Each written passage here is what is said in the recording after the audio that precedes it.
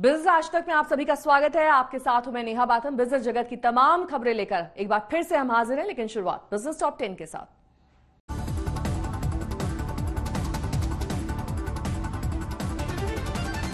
PM Modi के make in India को मिला बिग बूस्ट। भारत में शुरू हुई आईफोन 12 की असेंबली। रेलवे स्टेशन और स्पोर्ट्स स्टेडियम के साथ 100 सरकारी संपत्तियों को बेचने की तैयारी में सरकार। 2025 तक निजीकरण से 5 लाख करोड़ रुपए जुटाने की योजना। महंगाई दर 16 महीनों के निचले स्तर पर आने के बाद फिर से लग सकता है झटका। रिटेल इन्फ्लेशन में तेजी आने का अनुमान। टेलीकॉम लाइसेंस नियमों में बदलाव के बाद चीन की कंपनी हुआवे पर प्रतिबंध लगा सकता है भारत। ब्लैकलिस्ट कंपनियों की लिस्ट में भी हो सकती है जारी। कॉग्निजेंट भारतीय कर्मचारियों के कोरोना वैक्सीनेशन का खर्च उठाएगी। कोरोना के खिलाफ लड़ाई में आईटी कंपनी ने उठाया ये कदम। एक दशक के उच्चतम स्तर 13% पर पहुंच सकती है सीमेंट की बिक्री। इंफ्रा अर्बन हाउसिंग सेक्टर में रिकवरी से बढ़ेगी मांग। सिर्फ 299 रुपए के स्पाइस हेल्थ कोरोना का आरटीपीसीआर टेस्ट होगा। इसमें आम जनता के लिए 499 रुपए होगी टेस्ट की कीमत।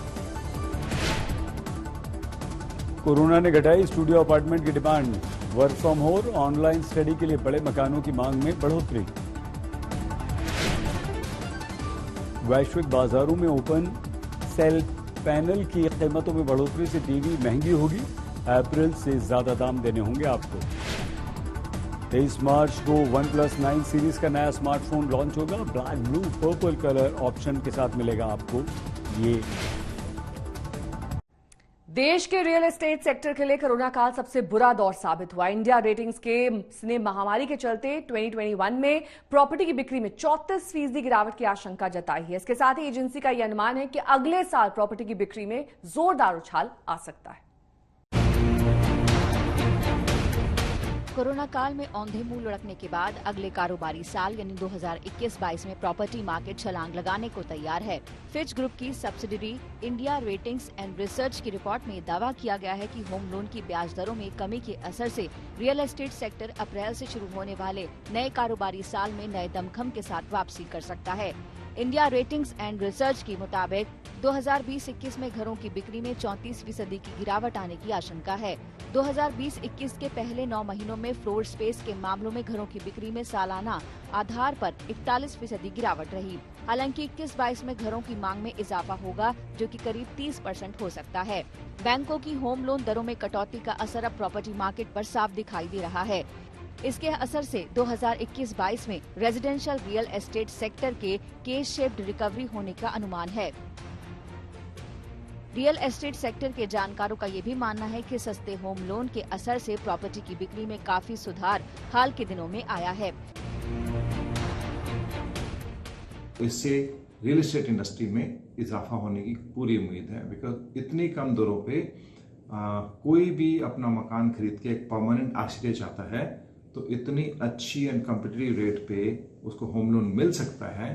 तो इससे होम लोन के लिए बहुत बेहतरीन कदम है। और उसके साथ में रियल एस्टेट इंडस्ट्री में रेजिडेंशियल सेक्टर में इसमें इजाफा होने की बहुत ही अच्छी उम्मीद है। बिकॉज होम लोन एक ऐसी चीज है जिसकी वजह से जितने भी हमारी पॉपुलेशन के कस्टमर हैं अपना घर का सपना पूरा करने में सक्षम रहते हैं। इस रिपोर्ट में एक दिलचस्प ट्रेंड ये भी देखने को मिला कि भरोसेमंद ट्रैक रिकॉर्ड वाले डेवलपर्स की बिक्री कोरोना काल की मुश्किलों के बावजूद बढ़ी है। इंडिया रेटिंग्स एंड रिसर्च की रिपोर्ट के मुताबिक बड़े रियल एस्टेट फर्म के कारोबार पर महामारी का खासा फर्क नहीं पड़ा और फाइनेंशियल ईयर 20-21 में उनकी सेल में 14% की बढ़ोतरी का अनुमान है। कोरोना महामारी के बावजूद 2020-21 के शुरुआती 9 महीनों में इनकी सेल्स में 4.3% का इजाफा हुआ है। ग्रेड 1 डेवलपर्स का मार्केट शेयर बढ़कर 15.6% हो गया है, जबकि फाइनेंशियल ईयर 21-22 में सेल्स में इनकी बिक्री 49% तक बढ़ सकती है। अगर पूरे रियल एस्टेट मार्केट की बात की जाए तो फिर इंडिया रेटिंग्स का मानना है कि 2021-22 में घरों की कुल बिक्री 2019-20 के मुकाबले करीब 14% से कम रह सकती है। 2019-20 में देश भर में 32.6 crore square feet residential floor space की बिक्री हुई थी, जानकारों का मानना है कि फिलहाल अगर बिक्री में इतनी बढ़ोतरी होती है तो फिर ये बड़ी कामयाबी होगी। हालात में बदलाव के लिए सस्ते होम लोन को ज्यादातर डेवलपर्स वजह बता रहे हैं। इसके कारण से हमारे affordable segment, mid house segment, वहाँ पर काफी डिमांड आने जा रही है। आज की डेट में मार्केट में अफोर्डेबल सेगमेंट के बाहर है, उनके लिए काफी बड़ी अपॉर्चुनिटी है। जो होम लोन एक टाइम पे 8.8% टू 10.5% का होता था, आज की डेट में 6.70, 6.65% का आ गया, जिससे उनके रेट ऑफ इंटरेस्ट के कारण EMIs में काफी ज्यादा फर्क निकलेगा। तो हम आने वाले टाइम में मार्केट को देख रहे हैं, अफोर्डेबल सेगमेंट और मिड सेगमेंट काफी ऊपर जाने जा रहा है। पिछले 1 महीने 2 महीने में सेल्स कुछ बढ़ती नजर आती है, जिससे ये भी नजर आता है कि अगला साल कुछ पहले से बेहतर होने वाला है। कोविड के टाइम पे एक चीज नजर आई कि खुली जगह का महत्व पहले के मुकाबले में अब ज्यादा है। लोगों को balcony, cross ventilation, design, sunlight, इन सारी चीजों का पहले के मुकाबले में बहुत ज्यादा अवेकनिंग आई है।